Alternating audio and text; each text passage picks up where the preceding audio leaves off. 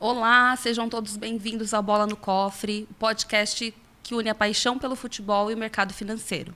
Estamos aqui nessa noite no GG Esportes, nos estúdios, junto com a minha amiga Priscila Pazini, para fazer o segundo episódio. Né, Pri? Boa noite, galera. Muito obrigada. Queria agradecer primeiramente a todo mundo que assistiu o nosso primeiro capítulo. Vem aí uma segunda etapa do nosso trabalho, né, Bruna? Exato. Foi muito legal, eu adorei. Achei que foi uma incrível. Delícia. Superou as minhas expectativas, eu amei. Obrigada mesmo por todo mundo que assistiu, que curtiu, que compartilhou. Hoje nós vamos abordar um novo tema. Qual é esse tema de hoje, Bruna? Exatamente. Hoje nós falaremos de temas que nós trouxemos no primeiro episódio. Então, quem não assistiu, assista, porque essa é uma continuação. A importância do planejamento financeiro na vida do atleta, seguido de uma bela gestão de risco e todas as armadilhas financeiras que tem ao longo do caminho. Exatamente. Para começar, né? Voltando aí, vamos ao que interessa, né? Como pois sempre. É. Vamos falar sobre planejamento financeiro para atletas. E o primeiro ponto que eu acho que a gente precisa abordar é a importância de um bom planejamento financeiro na carreira de um atleta. Bruna, queria que você falasse para a gente qual é a importância e todos os benefícios que um atleta pode ter de começar isso bem no início da carreira. Exatamente. Eu costumo dizer para todos os meus atletas, para todos os meus clientes, que o planejamento ele é fundamental em todos os momentos da vida, né? E na vida de um atleta, a gente tem um tema muito relevante, que é o tempo que ele tem de geração de renda. Então, quanto antes a gente iniciar esse trabalho, esse processo de se planejar, um planejamento eficiente, onde a gente vai enxergar a vida dele como um todo, e não somente a parte financeira, mas a gente vai enxergar os sonhos, os projetos, todos os desejos que ele vai ter, né, naquele primeiro momento de atleta de base, depois fechou um contrato profissional, seguiu ali para o final de ciclo de carreira, para perpetuar esse patrimônio. Então, a gente vai olhando ali, né, a cada momento, essas 4 fases da vida do jogador, a vida do atleta de profissional, justamente para conseguir entregar para ele soluções para que ele viva tranquilo lá na frente. E o tempo de carreira de um atleta, como a gente falou no programa anterior, ele é muito curto, né? E a gente entende que, então, precisa de um planejamento que, assim como a carreira é curta, eu imagino que precisa de um planejamento financeiro mais estratégico e mais inteligente. Exato. Né? Porque eu percebo que quando a gente tem uma carreira de longo prazo, e tem várias carreiras que a gente pode falar assim, né? Por exemplo, um advogado. O advogado, quanto mais tempo ele vai tendo de carreira, mais valorizado ele fica. Exato. Mais credibilidade ele constrói. Então, eu percebo que essas carreiras que são de longo prazo, que você tem bastante tempo, você tem alguma flexibilidade até de errar. Já ao contrário disso, as carreiras de curto prazo, e principalmente de um atleta, eu acho que precisa ser mais dinâmica, mais inteligente, mais assertiva, porque se você optar pela estratégia de investimento errado para você recuperar, é difícil. Muito difícil, Pri. Quando a gente fala, né, desse tema da estratégia inteligente para compor esse planejamento, é fundamental olhar onde esse atleta está. Vamos falar do nosso país, né? Renda fixa doméstica, vamos falar do Brasil. Os atletas que estão aqui hoje, quando a gente inicia essa construção de patrimônio e a gente começa a alocação, a estratégia de alocação dele, a gente vai olhar de forma muito customizada para cada um deles. O atleta que não tem ainda uma carteira robusta constituída, a gente vai iniciar pela parte de renda fixa com liquidez imediata, né? Sim. Que é ali uma gestão de ativos que vai entregar para ele uma rentabilidade maior do que alguns papéis, alguns produtos, só que é mais conservador. E por que a gente segue para esse caminho mais conservador? Porque ele precisa ter o quê? Segurança. Sim. E acesso a esse patrimônio. Porque se ele não tiver acesso a esse patrimônio, qualquer situação, qualquer intercorrência que tiver, qualquer necessidade que houver financeira, ele vai tirar o dinheiro de onde? E a gente pensa que tem ali naquela divisão de carteira, né, o investimento que está mais em longo prazo é automaticamente aquele que te traz uma maior rentabilidade? Isso é realmente verdadeiro?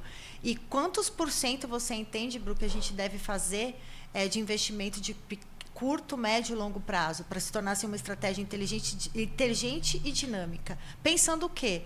poxa, eu tenho essa reserva financeira X e eu tenho a consciência que neste valor aqui eu não posso mexer. Porque se eu mexer nesse aqui, ele vai automaticamente impedir que eu consiga chegar no meu objetivo final, que é lá na aposentadoria, com segurança. Não, perfeito. Não necessariamente esse investimento ele vai ser o mais rentável, tá? Ah, isso para mim é uma curiosidade. Porque eu sempre pensei que o dinheiro que fica travado por mais tempo, ele justamente fica travado por mais tempo porque ele vai te dar uma rentabilidade maior. Não necessariamente. Não necessariamente. Eu costumo dizer que no mercado financeiro tudo depende. Sim. Depende de vários fatores. Sim. Como que o mercado está dentro daquele perfil de alocação? Se a gente está em um período de alta de juros e eu precifiquei a carteira do cliente a um juros de 9%, e hoje eu já tenho um mercado com uma taxa de juros a 10,5%, esse cliente nessa linha, ele não está tendo uma rentabilidade tão efetiva quanto ele poderia ter. Sim. Por isso que eu costumo dizer que, assim como num jogo, assim como no campo, os jogadores, cada um tem uma função, na carteira é a mesma coisa. Cada parte da estrutura de alocação dos ativos tem uma função. Um vai proteger mais a carteira, o outro vai trazer uma rentabilidade garantida por um longo período. A outra parte vai fazer com que você não perca seu poder de compra. Aí vem os fundos multimercados, que vão operar, né, dentro de outras classes de ativos, que a gente não vai ficar olhando só para a renda fixa doméstica. Né? Então, assim, cada um vai fazer ali o seu papel, a sua função, e juntos ali, o portfólio vai entregar uma performance melhor. Sim. Obviamente que, dependendo do perfil que aquele planejamento, que aquela carteira foi desenhada, se for um perfil mais conservador, a rentabilidade tem de ficar ali entre 1%. Se for um perfil um pouco mais moderado, um pouco mais voltado ali para outros mercados, a gente pode chegar a uma rentabilidade de 1,2%, 1,5%, dependendo do mercado.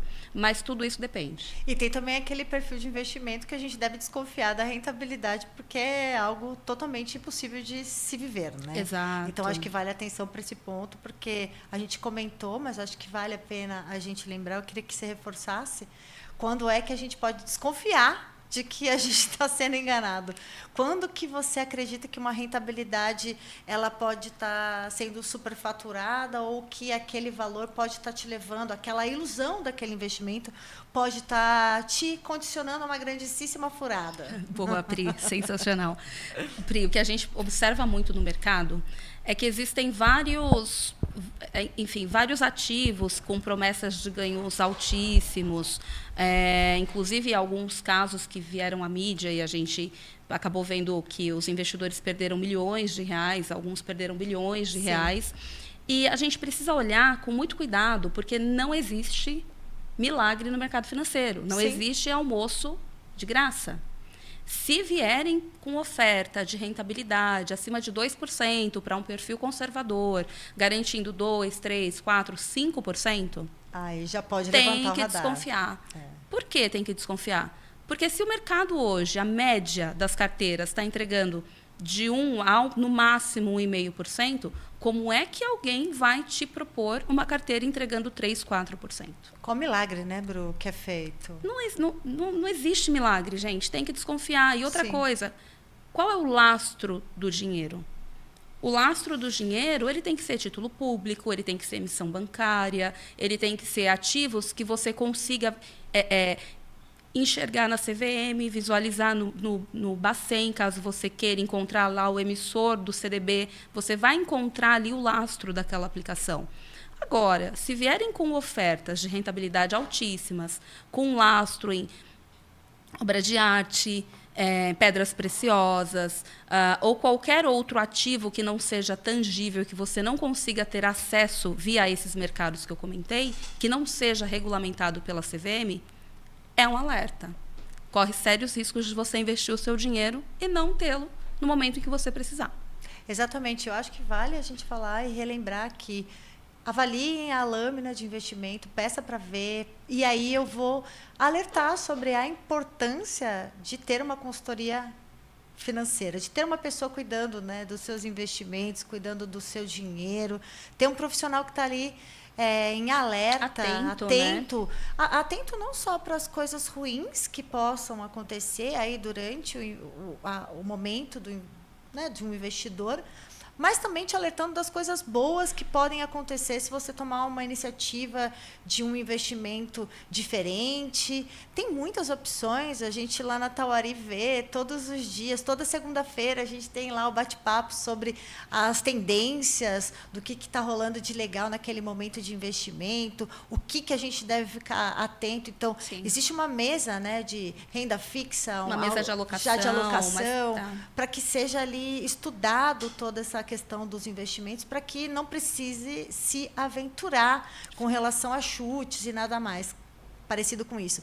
O que você acha, Bru? O que você acha com relação a essa importância da consultoria? Qual que é o diferencial de uma pessoa que tem uma consultoria financeira, um suporte de um escritório, de uma consultoria, e de quem caminha solo?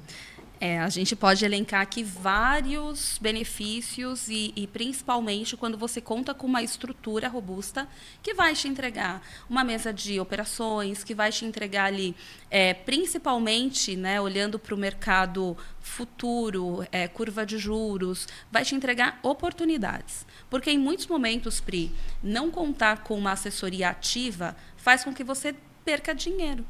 E eu costumo dizer que dinheiro não leva desaforo.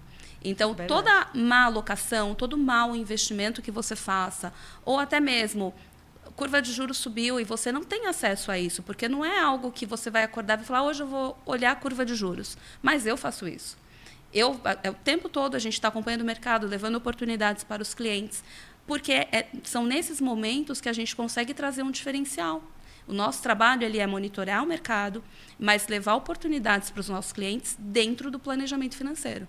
Por isso que na Tauari a gente conta muito com essa estrutura da mesa de renda fixa, a mesa de renda variável, os estrategistas, os analistas, porque isso traz para a gente condição de estar perto do nosso cliente e, ao mesmo tempo, de entregar um trabalho de excelência.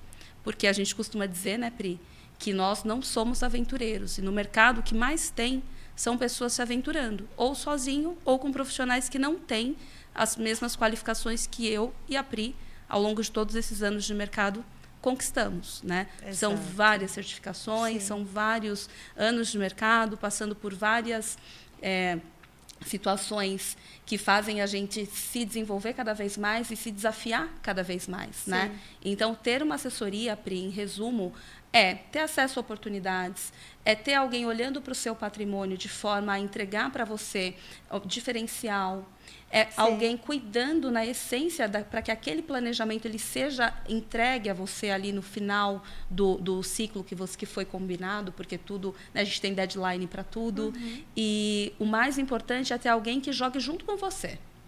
Né? Eu costumo dizer que nós somos um time, é o nosso cliente e todos nós ali para auxiliar, para apoiar e para entregar toda aquela gestão, toda aquela eficiência e fazer com que eles não se aventurem sozinhos e que eles não caiam em riscos, em armadilhas, né? Exatamente. Pensando assim, toda a sua experiência que você tem aí de atender atletas, e até eu não tenho essa experiência de atletas, mas esse tempo de carreira aí de longa data, não precisa ficar falando de tanto tempo, porque a gente precisa ficar entregando toda hora. Pois é, faz sentido. Né? Vamos dar uma segurada nisso, porque não precisa falar toda hora sobre esse assunto, né? Mas assim, pensando, qual que é o principal risco na carreira de um atleta que você entende que possa aí prejudicar um bom planejamento? Porque no outro programa a gente falou sobre educação financeira e agora sobre o risco que a gente pode ter num bom planejamento estruturado. Tá. O principal risco hoje que um atleta ele tem dentro de um planejamento financeiro, o primeiro é não cumprir aquilo que foi combinado, ou seja, a gente alinha o planejamento, só que a parte principal é seguir com aquele planejamento. Alinhamos aportes, os aportes têm que acontecer, combinamos reuniões de acompanhamento, elas precisam acontecer. Então, um dos riscos é ele não cumprir o papel dele dentro do planejamento. É ele pensar que só vai conseguir ter uma carteira, um recurso para investir a partir do momento que ele tiver ali um patrimônio robusto, um volume de 1 milhão, 2 milhões para investir. Não.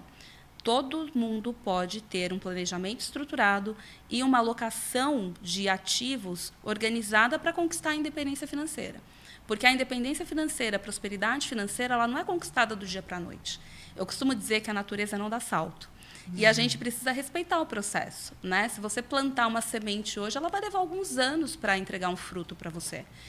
No futebol é a mesma coisa. A gente tem um período ali de base, que é onde os meninos estão se desenvolvendo, treinando, adquirindo experiência para chegar ao profissional, para ter um boom na carreira, né? Então, um dos riscos é não seguir o planejado e as pirâmides financeiras, as armadilhas. Sim. Pensando em estratégias que a gente pode utilizar dentro de um planejamento financeiro para mitigar risco. Então, a gente precisa ter estratégias para diminuir a possibilidade de risco. Eu entendo que as pirâmides financeiras elas podem ser um risco. Eu entendo que... E até me assusta, porque um jogador de futebol ele é referência por ser extremamente disciplinado. Mas eu entendo que, na vida, as tentações ali do dia a dia, elas... de ter ali uma vida com gastos excessivos e aumentar o padrão de vida tão brutalmente do dia para a noite. E eu não vou nem julgar, porque eu não sei se, de repente, poxa, será que eu não faria o mesmo? Estando naquela cadeira, né? Deve ser tentador você, do dia para a noite, ter a oportunidade de fazer coisas que você não podia, de proporcionar coisas para quem você ama que antes você não podia. E, principalmente, o que acontece com os imprevistos que podem acontecer também na carreira de um jogador com relação a ter a necessidade de dilapidar esse patrimônio na hora da emergência, né? Então, a gente vê isso acontecendo, a gente tem aí exemplos diversos no mundo da bola, de pessoas que realmente não tinham uma organização, planejamento e nenhuma estrutura financeira adequada para momentos como esse. Esse tema de gestão de riscos, para mim, ele é um tema essencial, e inclusive é sua praia, né? Eu vou falar só um pouquinho e já vou passar a bola para você. Porque a gestão de riscos ela é fundamental, e quando a gente fala em gestão de riscos, a gente fala de todos eles, né?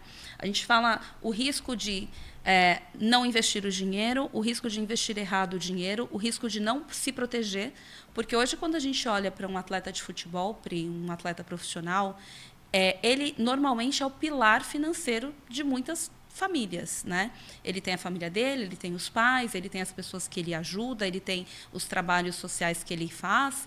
Então, ele é um pilar muito importante dentro da família. E a blindagem, né, desse profissional ela é tão importante quanto rentabilizar o dinheiro dele.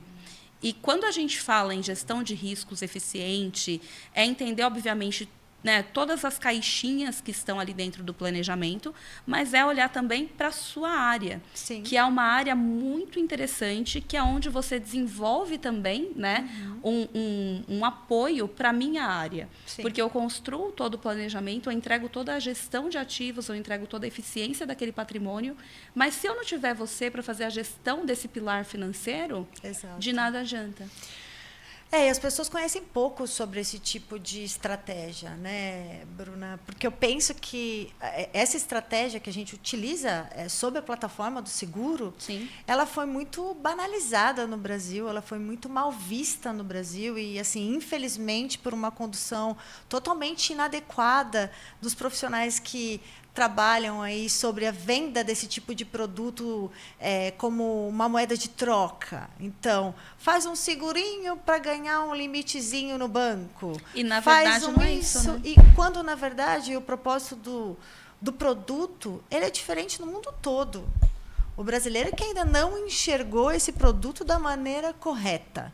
Eu entendo que a gente precisa se espelhar no que está dando certo. Certo? Concordo. Então, vamos pensar em algo para a gente se espelhar. Se a gente tem que pensar como referência em planejamento e postura diante de uma postura de economia, de direcionamento econômico, a gente vai se espelhar em lugares e países que têm aí um desenvolvimento financeiro robusto. Exato. E certamente não é o Brasil. Com certeza. Né? Com certeza. Vamos ser transparentes. Se no mundo todo o seguro é utilizado como o alicerce do investidor. Tem países que, antes de você fazer qualquer investimento, você precisa ter o seguro. E se você não falar assim, não, eu não quero o seguro, você tem que se responsabilizar pela sua falta de responsabilidade que você está tendo de seguir com esse planejamento sem seguro. É algo muito sério no mundo todo. Mas, infelizmente, no Brasil, a gente não teve a educação financeira, que foi o que a gente falou anteriormente, de entender essa necessidade. O seguro, ele tem diversas estratégias para que a gente utilize, mas justamente para atleta, a gente pensa em proteger o padrão de vida que eles possuem, a construção da reserva financeira e também proteger de imprevistos que possam ocorrer durante a carreira. Por exemplo, eu sou um atleta de futebol, sofro um acidente, perco a minha perna. O que vai ser da minha vida? Como que vão ficar as pessoas que dependem de mim? O que vai ser das pessoas que já estão acostumadas naquele padrão de vida que eu, né, proporcionei por conta do trabalho. todo esse tempo? Como vai ficar os estudos das pessoas que precisam desse dinheiro? Eu posso comprometer o padrão de vida da minha família inteira, eu posso comprometer os estudos dos meus filhos, que vão ter que, do dia para a noite, mudar de padrão de estudo. Eu posso comprometer tanta coisa que, através de uma apólice de seguro bem feita, personalizada, feita sob medidas, com seguros que tenham aí uma estratégia realmente de garantir o pagamento do benefício, pode entregar com segurança. Então, assim, infelizmente, esse tema é muito polêmico e, infelizmente, novamente, muito mal visto no mercado, mas é uma oportunidade que eu penso que, cara, por que não pensar com a cabeça do mundo inteiro e sair desse paradigma e dessa zona de, eu não gosto de seguro? Como é que você não gosta de seguro se você nem conhece? O que a gente conhece em banco, aquele segurinho lá, não é seguro que é praticado no mundo todo. Você entrou numa pauta que para mim é formidável. Por quê? Quando a gente fala de seguro no Brasil, Pri, a gente tem aquela... Né, a gente vai ali alguns anos atrás e a gente vai lembrar o quê? Do seguro bancário. É isso. Do seguro do carro que você paga e não usa, do seguro do banco que sempre que você tentou acessar você nunca teve. Só que no nosso caso, a gente não está falando de seguro, a gente está falando de gestão de riscos. Exato. Que a gente vai utilizar o seguro como um instrumento para fazer essa blindagem. Ô, Pri, fala para a gente, além dessa gestão de riscos da pessoa, da vida, o que mais que uma ferramenta de gestão de riscos efetiva ela traz para o nosso cliente, para o nosso atleta? O seguro, né, como você bem disse, Bruna, você foi assim cirúrgica no que você colocou. O seguro é o objeto, é a ferramenta financeira utilizada para a gestão de risco. Ele é somente objeto para que a gente desenhe esse planejamento. Tá? Essa ferramenta ela pode ser utilizada para diversas coisas. Para proteção em vida, que são coberturas que a gente consegue proteger coisas como a nossa capacidade de atividade laboral, um afastamento, uma doença. A gente consegue proteger a nossa capacidade de atividade laboral.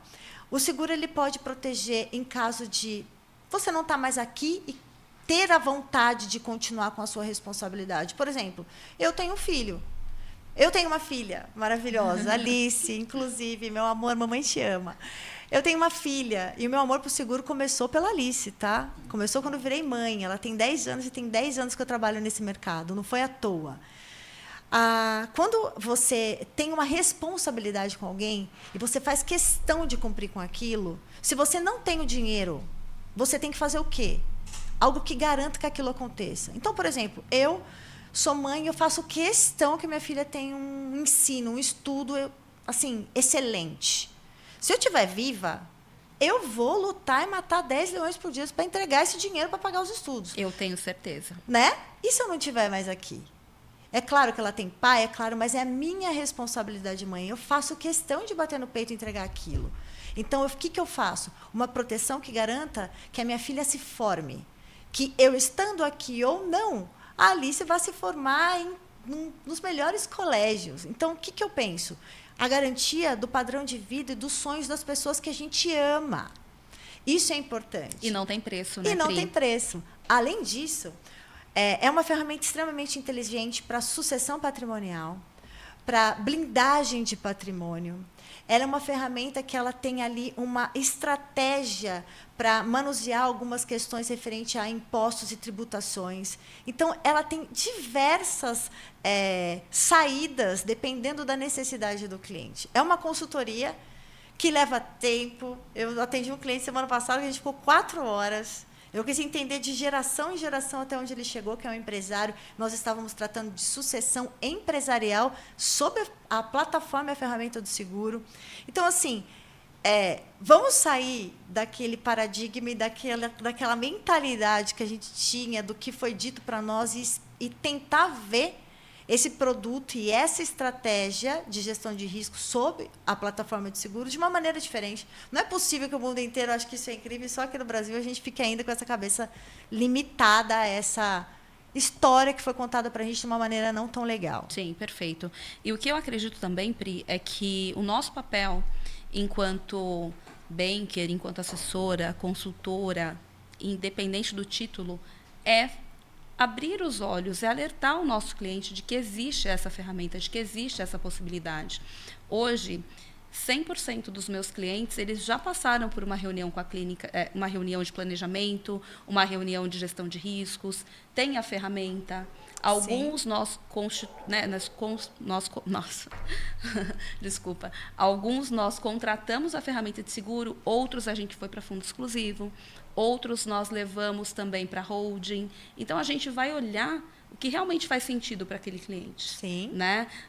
Por exemplo, há alguns anos atrás, nós tínhamos previdência privada, que era muito utilizada como um ativo de sucessão. Só que, no tempo, nós entendemos que a previdência ela deixa de ser eficiente porque ela não alavanca o patrimônio do nosso cliente. Conta um pouco para a gente do que é essa alavancagem via a ferramenta de seguro. A alavancagem patrimonial ela é algo que a gente utiliza dentro dessa estratégia e é muito simples de a gente entender. Até sobre previdência, eu acho muito legal você ter perguntado isso, porque todos os clientes que chegam para mim com a questão de sucessão falam, não, eu já tenho uma previdência, eu gosto de pontuar de uma maneira diferente de pensar. Por quê? Quando você faz uma previdência, e você tem que entender o objetivo pelo qual você fez essa previdência.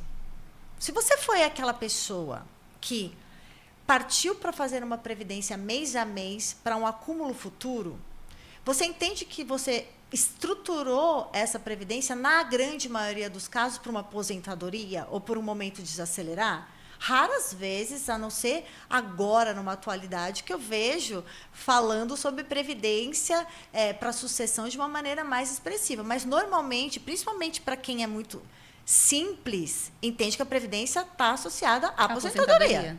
A grande maioria dos brasileiros, a gente sabe que vai entender que a previdência está ligada à aposentadoria. E não necessariamente. Não necessariamente. Porém, quando você vai pensar na previdência para sucessão, você tem que pensar o seguinte: você vai demorar para acumular o valor que você precisa para questões sucessórias 20 anos. Só que quem te garante que você vai estar aqui para contribuir 20 anos para que chegue lá? Onde está escrito a data da sua partida? Onde está em contrato? Eu não sei. Enfim, o seguro, ele te dá em D0 o valor que você precisa para questões sucessórias. Ou seja, preciso de 1 milhão para a sucessão. Você contrata e, a partir do momento que a sua pólice foi aprovada, você tem 1 milhão. Ao passo que, se você for na Previdência, você vai demorar um tempo para esse acúmulo. Então, é completamente diferente uma estratégia da outra, por isso que o seguro é chamado de alavancagem. Porque você consegue ter ali em D0 o valor que você precisaria demorar a vida toda. E um segundo ponto que é muito importante, que poucas pessoas sabem. Dependendo da idade da contratação do seguro, eu, por exemplo, preciso de 1 milhão para cuidar das minhas questões sucessórias. Dependendo da idade que você está contratando aquilo, você paga 500 mil para ter o capital segurado de 1 milhão. Você paga menos da metade, 50% a menos do que você realmente precisa na linha de longo prazo. Ou seja, você faz isso de uma maneira mais econômica também. Então, é muito mais inteligente você partir para essa ferramenta, porque além de você alavancar em D0, você paga mais barato. Você compra 1 milhão por R$500.000, dependendo da idade, tá, gente? Não é todo mundo. Por isso que, ao contrário, todo mundo pensa, seguro se faz novo, não velho. Seguro, você tem que fazer quando você tem saúde. O que compra o seguro não é o seu dinheiro, é a sua saúde. Exato. Então, tira essa ideia de seguro para velho. Seguro é para quem tem saúde, quanto antes você fizer, melhor para o seu bolso. O Pri, e tem muitas pessoas que, quando a gente entra nesse tema de gestão de riscos, nesse tema de sucessão patrimonial, de blindagem de patrimônio, porque também é uma ferramenta de blindagem, né? Os investidores falam, mas eu tenho dinheiro, eu não preciso de gestão de riscos. E eu vou dizer algo para você. Quando eu entendi que todo cliente ele precisa de gestão de riscos, sim, e ele precisa olhar para isso com esse olhar de que o que compra uma boa sucessão, o que compra uma tranquilidade e uma prosperidade financeira, não necessariamente é o dinheiro. Sim. São os especialistas que estão ali te apoiando ao longo de todo esse processo, alicerçando que você está acessando as melhores estruturas e as melhores soluções, porque eu digo que o nosso papel também é levar soluções, sim, né? E fazendo com que você tenha exatamente esse benefício de ter uma apólice que te traga essa tranquilidade ao longo desse processo, sem ter que fazer o desembolso financeiro na totalidade. Exato. Então, isso é fantástico. Exatamente. Uma coisa que você falou de blindagem patrimonial, e eu vou jogar a bola para você para a gente falar essas armadilhas financeiras. Essa questão de blindagem patrimonial, elas dita muito por quê? Porque o seguro ele não entra como pagamento de dívida. Então, se você tem uma apólice de seguro de vida que é resgatável, que você pode resgatar esse valor em longo prazo, você tem aí uma falência, uma quebra, uma ruptura, e essa apólice está quitada como um valor que você pode receber, esse seguro não vai ser dado como pagamento de dívida. Então, ele fica ali protegido, assegurando que você consiga ter esse resgate dele no futuro, caso você parta para essa estratégia do resgatável, tá? Legal. E quais armadilhas que a gente pode falar de que pode te quebrar e que pode realmente levar para o brejo tudo isso que a gente planejou? Bruna, você deve ser especialista e já deve ter visto assim coisas absurdas nesse mundo, até porque a gente sabe que os nossos queridos atletas e profissionais da bola, eles têm aí uma tendência, né, de ir para essa linha do crescimento rápido, e tudo que tem esse boom é muito atrativo, né? Exato. Eu não diria apenas o nosso público, né? Os nossos atletas, sim, não só eles. O brasileiro, Pri, em geral, verdade, é um público que é um investidor que gosta de ter lucro alto, rentabilidades altas, altíssimas, mas não gosta de correr riscos. Então, é aquele perfil mais conservador, mas que quer sempre ter um lucro ali, ganhar acima de 1%. Né? Sim. E eu falo muito do 1%, porque, historicamente, com a subida dos juros no Brasil, a gente passou a ter uma rentabilidade de 1%, eu diria que com maior facilidade do que já foi num período onde os juros eram 2%, 8%, enfim. Mas o que acontece? Quando a gente tem esse apetite a ganhar uma rentabilidade maior do que o mercado está praticando, a gente pode se deparar com algumas armadilhas, sim. Tá? E algumas delas, infelizmente, chegam, né, para o nosso investidor, para o nosso atleta, por pessoas conhecidas. Exatamente. E por que isso acontece? Porque Pri, eu não invisto com quem eu não conheço, com quem eu não confio. E esse é um papel muito desafiador para mim, enquanto banker, enquanto assessora. Porque mesmo tendo um trabalho de eficiência, uma gestão ativa já há algum tempo, eu não consigo atender a todos. Porque sempre tem ali um primo que faz, um tio que faz, um amigo que fez. Só que assim, gente, até um alerta para vocês. O que é bom para o seu amigo não necessariamente vai ser bom para você. O remédio que eu tomo para minha enxaqueca não é o mesmo que a Priscila vai tomar.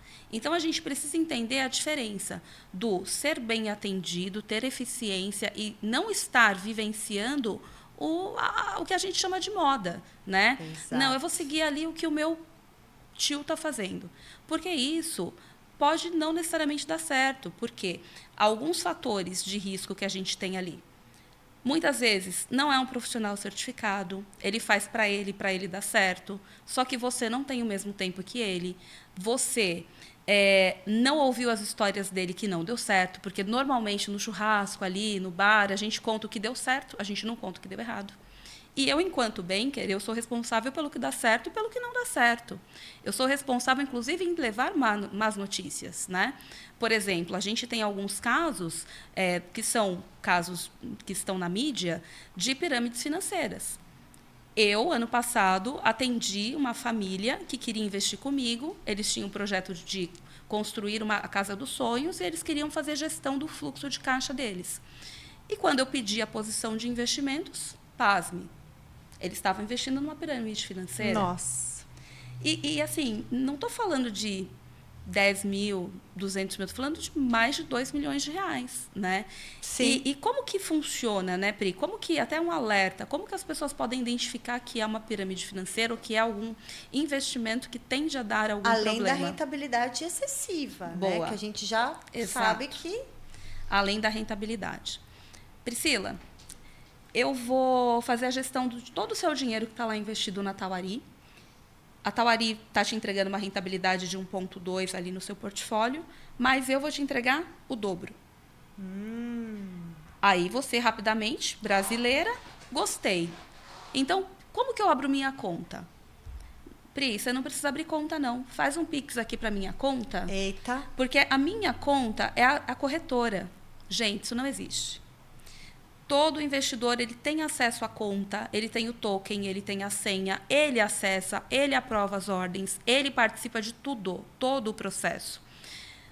É um alerta e isso acontece com muita recorrência. As pessoas depositam dinheiro na conta de um terceiro, esse terceiro fala que está fazendo uma aplicação, uma gestão de ativos. Nos 2 primeiros meses ele devolve a rentabilidade prometida, porque ele precisa que outras pessoas se aproximem, né, dessa pirâmide, porque senão ela vai quebrar. Só que chega uma hora que ele não consegue mais entregar 4% de rentabilidade. Sim. Aí a pirâmide quebra. E quando o investidor que confiou na pessoa percebe, normalmente já é tarde, porque o dinheiro já foi utilizado para comprar Outras bens coisas. em nome dele.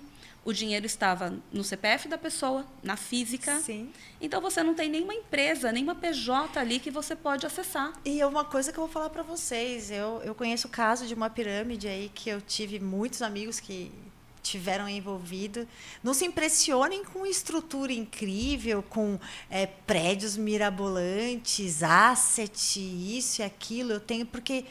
Isso é uma coisa que é feita justamente para impressionar, para encantar. E quando eu disse aqui anteriormente que aos nossos atletas, acho que a gente fica... Como os atletas estão na mídia, a gente acaba sabendo muito mais dos casos que acontecem com o atleta, com o famoso, etc. Mas isso acontece com todo mundo. Eu conheço um monte de gente que investiu em pirâmide e perdeu dinheiro. Mas, Priscila, eu fui lá, eu visitei, era incrível, tinha essas empresas como garantia, tinha uma...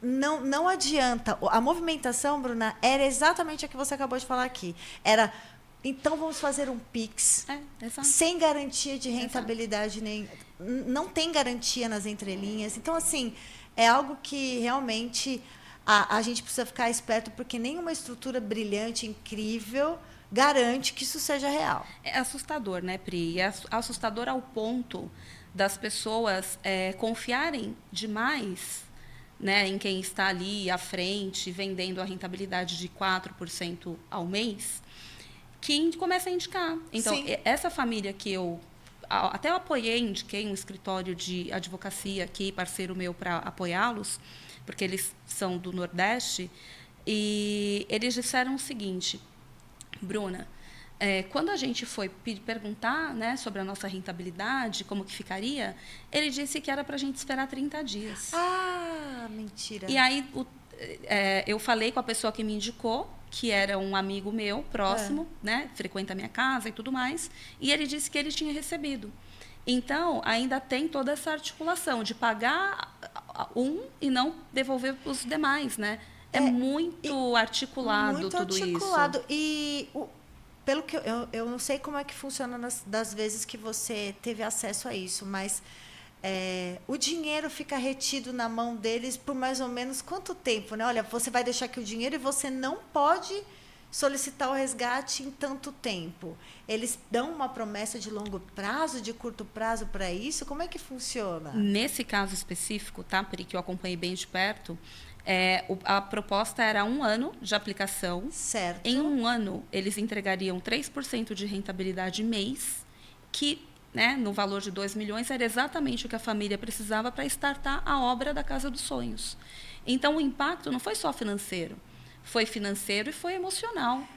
Porque, imagina, era a Casa dos Sonhos que eles estavam fazendo, né? Mas como esse caso, né, que é de uma família que eu conheci, tem vários. Na mídia, a gente tem vários casos de pirâmide financeira, sim, de criptoativos.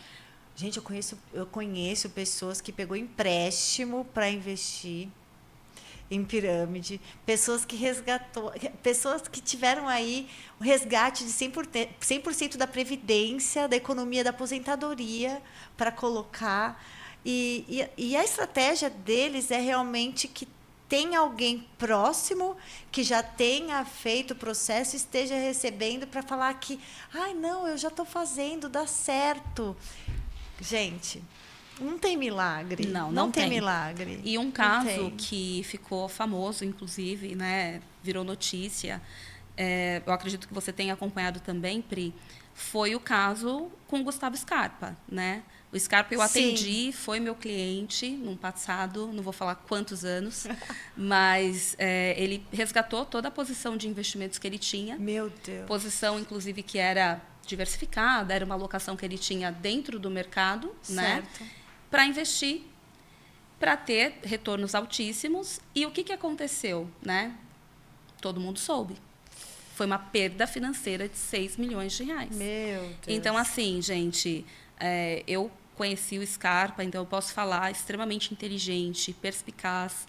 E ele realmente entrou nesse modelo de investimentos, porque no início ele estava tendo o retorno dele, né? Tem até na mídia ele falando, recebi e depois parei de receber. As pessoas não me atendiam mais.